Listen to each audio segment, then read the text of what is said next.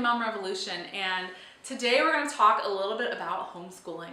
I love being a homeschool mom. I'm just going to say that first and foremost. I never imagined homeschooling until after I had children. I started thinking about it, and my oldest son started getting older, and I just realized that there were so many opportunities that I was missing out on by sending him to school all day. And for us, it's also about our faith and being able to instill our faith values in him from an early age, but also giving him learning opportunities that are in alignment with his strengths and can really capitalize on the things that he's good at.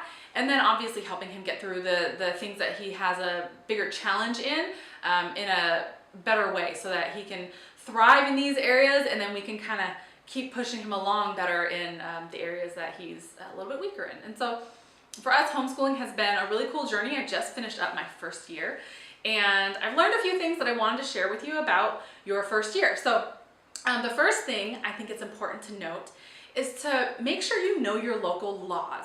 Every state is different. In Virginia, we have some great organizations. We have Heave and a couple other ones that help educate you on what the local laws are and what to expect. So how you notify school districts, what you need to do for curriculum, how you tell them what you're going to teach your children, and all of those kinds of things. So your local laws will really determine what that looks like. Some states even go as far as having you have to track hour per hour of how much teaching time you have with your children. So I think it's important to know what your local laws are so that you can be prepared and be ready when that school year starts for what they're going to want from you.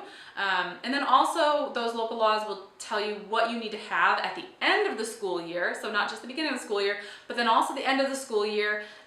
For instance, Virginia wants some sort of proof of progress. We can choose to do it through a couple of different ways. Again, check your local laws, find out what it is that they're going to require of you. The second thing to note is I don't want you to get married to any one curriculum. Don't have your heart set on one curriculum. I think it's important to try out a couple of different options, because you need to learn a little bit more about your child's learning style and your teaching style. Every kid is going to be different, and every parent is different. And so if you commit to a very expensive, big, huge curriculum and you realize it's not working halfway through the school year, it's going to be more difficult for you to want to make the switch because of how much you've invested in it. So just be aware, there are lots of free resources out there to get you started with curriculum. There's Christian resources, there's non-Christian resources. There's just a ton of stuff out there for homeschoolers now. I love the internet for this reason. It really helps to empower parents like myself to teach our children the things that they need to know for school, but then also character development, faith development, and whatever it is that has motivated you to homeschool your child. Your curriculum can be a part of all of that. So for our family, we kind of do a very blended method and lots of different kinds of curriculum, lots of different ways. We pull in all kinds of different tools to help us, because learning is organic, and learning is something that kids do naturally if you put them in the environment where learning can happen. And so I just want to encourage you to look at different curriculums, even if you can go to a used curriculum sale, if you have a group on Facebook or online that you can get connected with. That's my next thing, is to get connected. Get connected either through Facebook, through homeschooling organization in your state, through co-ops, through play groups and meetups and all those kinds of things. Get connected with the homeschoolers in your community, because it'll help be a great resource for you as a new homeschooling parent to learn about the process. Not just the process of educating your child, but the process of going through all of the steps that your state requires. It's nice to have that encouragement from people who have been there before. That's one of the things that I've learned, is to reach out when I have questions. And if something's not working, if we're struggling with an area, maybe somebody else has found a tool that's worked for them that I can pull in and use as well. For instance, we were teaching my second grader double-digit, two-digit addition and subtraction, and we were having the hardest time with it. And I asked some questions in a group, I did some Googling, I found some videos on YouTube, some free educational videos, and we just went through and we watched several different videos that taught it in different ways. And so that's what I think is really cool, is you can have this information taught in so many different ways if you utilize the tools that are around you. So I highly encourage you to get connected so that you can stay on top of all of those things. I think the most important thing, number 4, is actually to have fun. Homeschooling can be a lot of fun. It can be really frustrating at times too. Trying to motivate your child to get up and do schoolwork in the morning can be a little bit of a challenge when they're at home and they want to play. But have fun. Don't make it so that it's this drudgery thing that you have to do every single day, but make it a fun thing that they're going to want to do. And the best way to do that is to get your child involved in the process. Now, if you're homeschooling a kindergartner, first grade, second grader, or all the way up through high school, let them be a part of the learning process. Let them pick some of the things they want to read.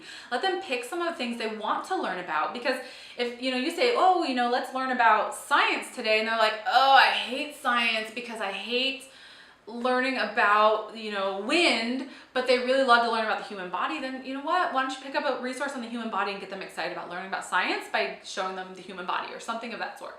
So just to give you an example, if they love nature, instead of just reading it out of a book, get them outside. Go observe what's around you. Go find a park. Find butterflies and caterpillars and flowers and birds and make it an exciting part. So have fun. The thing with homeschooling is it is not public school at home. Unless you are doing some sort of a K-12 or an online public homeschooling or an online public schooling, homeschooling does not have to be the same format that the public school system looks at. Not that it's a bad thing, it just doesn't have to be that. So try to think outside of the box in ways you can incorporate learning into your everyday routine, and ways that you can incorporate just different tools, different activities. I mentioned already YouTube videos, I mentioned getting out. We live in Virginia, and our area has so much history that we're planning on doing a whole series this upcoming school year on the Constitution and on the presidents.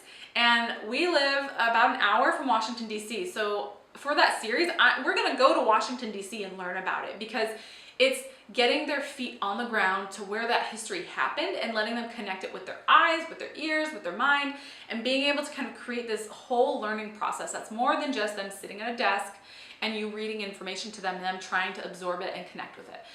So that's something I really want to encourage you to think outside of the box, that it doesn't have to look like public school at home. Again, not that public school is bad, just that it doesn't have to be that way. So you can kind of think of different ways to teach and to help your child learn. Number 7, the last thing I really want to talk about is meetups and playdates. It's really important to stay connected. Kids love to play with other kids, and you can stay connected through, I mentioned earlier, co-ops, playdates, meetups. If your church has any kind of homeschooling group, if your community center has any kind of homeschooling group, whatever it is in your local area, even if it's like 30 to 40 minutes away, it's so vital to help your kids continue to get that interaction. I know most homeschoolers are really great at it and they love to do it, and they're a very social group of people. And so I just want to encourage you to look for those ways to have those playdates and meetup. On Facebook, for instance, our area has someone that likes to just do park dates on there just to have playtime. We learn and we do that, but my kids are younger. They're 8 and 4 and 2. And so for us, getting out and moving and being active is a really important part of our day every single day. So we have learning time, we have playtime, we have learning time, we have playtime, and for us it's about those interactions too. And so we get out to the park as much as possible. We also have like a Lego meetup group that we go to just to play Legos. Like, it's not structured, it's really just kid directed, kid led, and allowing them to just be kids. Because I think so often we think we have to do things a certain way in order for them to be active. Like, oh, we have to have gym class. Well, gym class is great, but we can also just let our kids go and play, and they can build those connections, build those interactions on their own. And so I think playdates and meetups are great. And if you want your kids to have something more structured, I know the local YMCA here does some sports time, so the kids can learn sports during the day, homeschooling kids. They can play games, they can learn how to play as part of a team. And so there's just so many opportunities to get your kids out and to get them connected with other kids in your community and playing. I think playtime is the way that kids learn, and I think that it's so important for them developmentally. Research has time and time again shown that kids learn through play, and they're going to learn so much by going out and just playing with friends and making friends that they can't learn from a book. So I hope this encourages you on your start of your homeschool journey. These are just some of the things I've picked up in my first year of homeschooling, to just enjoy it. I think I was so nervous and so scared at the start of the year, like, oh my gosh, I'm totally gonna fail my child. But you're not. If you really put in the effort to watch them and help them and to be a support to them as they learn, you're gonna do great and you're gonna do fine. So gather that community around you, reach out for help, and if you have any questions or you wanna learn something new, drop a comment below. Make sure you like the video and subscribe, and you can learn more about living a healthy life, mind, body, and spirit with healthy